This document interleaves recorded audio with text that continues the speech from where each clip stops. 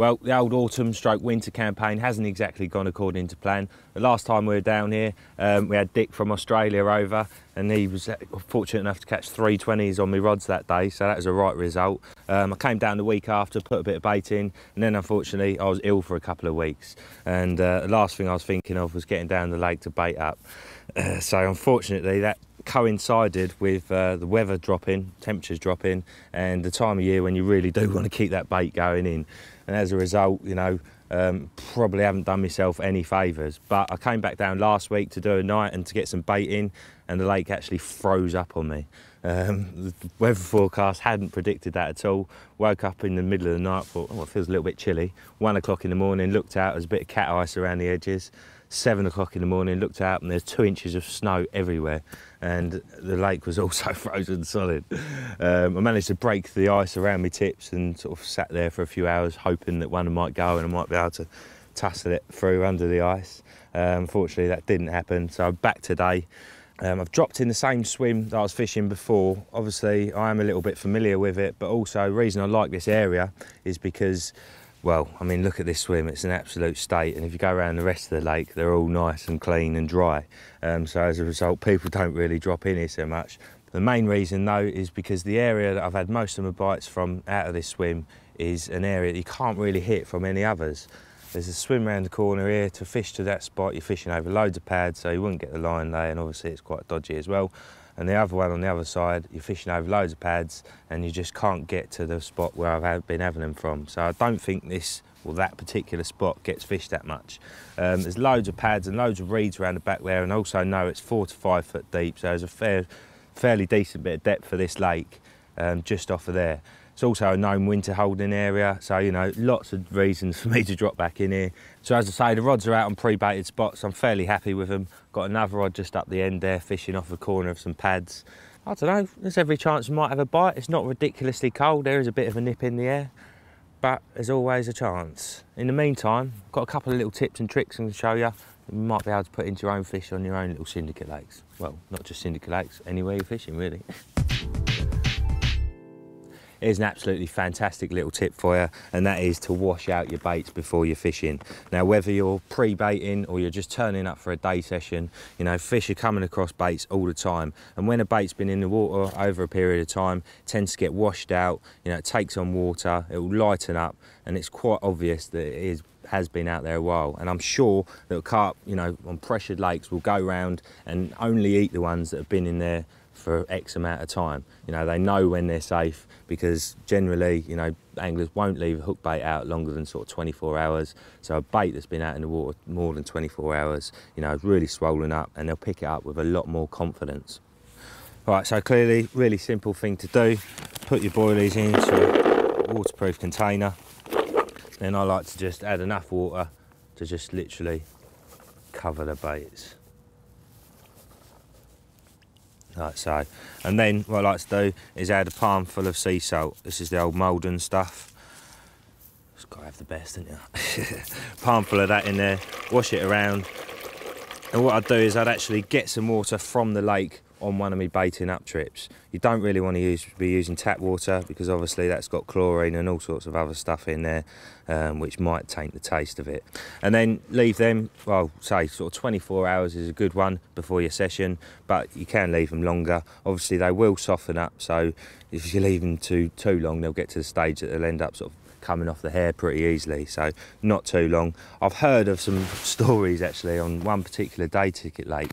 This guy said to me that he was going over there, literally getting his baits, you know, leaving them sort of 3 or 4 days, so that they're almost floating up, you know, they're almost going rancid, and literally he's plopping one of them out, and he was getting a bite within half an hour, you know, so the fish just don't see any danger from it, and then mopping it up, even though it probably doesn't taste as nice as it would when it's nice and fresh, and you know, the results were there to be seen. Some people like to add liquids to the water as well. I like to go for the washed out look. So the salt's there just purely because carp love salt, you know, and it's not really a strong scent, it's just a bit of a taste enhancer, if you like. And as I say, this is a brilliant tip whether you're going down a day ticket lake at any time of the year, or if you're fishing your syndicate where you've been baiting up. Cell's been used all over the country with massive results. but if you want a little edge over the bloke next door who's using it, then give this a go. There's another fantastic little tip, something I was taught many years ago down in the Garrison Lake.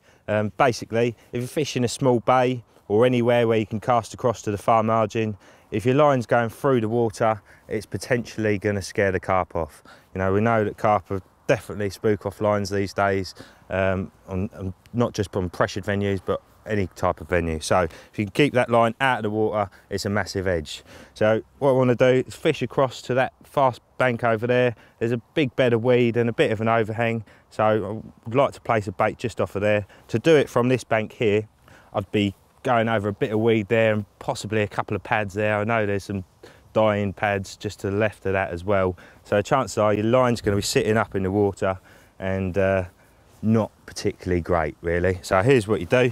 First of all, get your rig, cast across. Obviously I've got a nice little bit of open bank there, so I shouldn't go into any trees. Dunk. Right, rig's over there on the grass. I'll just set my clutch so I can pull off a bit of line if I need to, but I want it fairly tight so I can make sure I can get the tension and pull the line above the water. Right, that'll do. Let's get round there.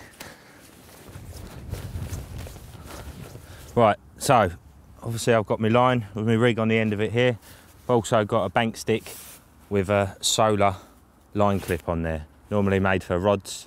Well, if you are doing this, it's worth cable tying that on or just putting a bit of tape around it, because if you do get a bite, quite often it blows off, and when it blows off, it ends up in the water. So yeah, well worth putting one of them on there. So I'm just going to wedge that in the ground.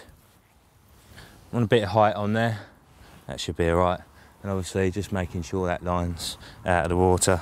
And then you've got your rig here. Now this margin here is quite shallow. It's probably not the sort of ideal spot for it at this time of year, but I'm sure, you know, lots of people out there will be thinking, oh, that's the perfect thing for this spot or that spot. And if you have got a nice deep margin, then it is absolutely ideal. So pinching that bit, swing. Oh, lovely. Just falling next to that weed there. And obviously you can make sure that the line between you and here has got plenty of slack. So what I do is clip a loop in there. Now what you might find, depending on how far across you're fishing, is that you're going to get a fair amount of tension. So what I like to do is wedge something in that loop. A feather was what I was using last time I was doing this, and it just so happens there's a feather next to me. I'm sure you can always find a feather. If not, maybe just a little bit of stiff mono or something, you know, sort of stuff that you use for chod rigs, just wedged in there to hold that tight. And as you can see, it's nice and slack off of here. Line's well out of harm's way, rig's perfectly positioned there. And what you get when you get a bite, obviously that smashes off of there and you get a massive drop back from your rod.